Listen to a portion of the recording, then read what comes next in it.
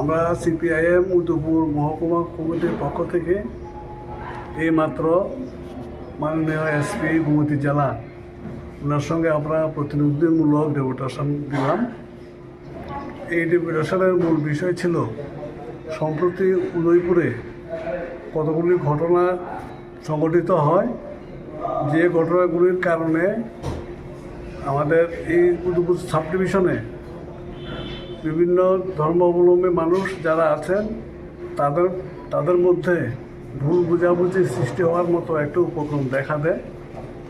আমরা মূলত এই বিষয়টাই গুরুত্ব দিয়ে আলোচনা করেছি, যাতে উদয়পুরের শান্তি শৃঙ্খলা, মানুষের মধ্যে একতা ভ্রাতৃত্ব তার কোনো রকমেই যাতে বিঘ্ন না হয়, পুলিশ প্রশাসন বা মাননীয় এসপি সাহেব ওনারা যাতে তার প্রতি নজর রাখেন।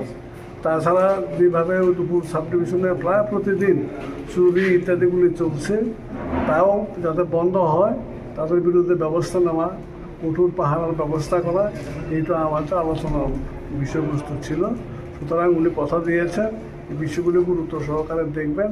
আরেকটা বিষয় হলো যে উদয়পুরে আমাদের পলিটিক্যাল পার্টির তরফ থেকে বিভিন্ন ধরনের কর্মসূচি আমরা করি এবং যথারীতি আইন মেনে, সংবিধান মেনে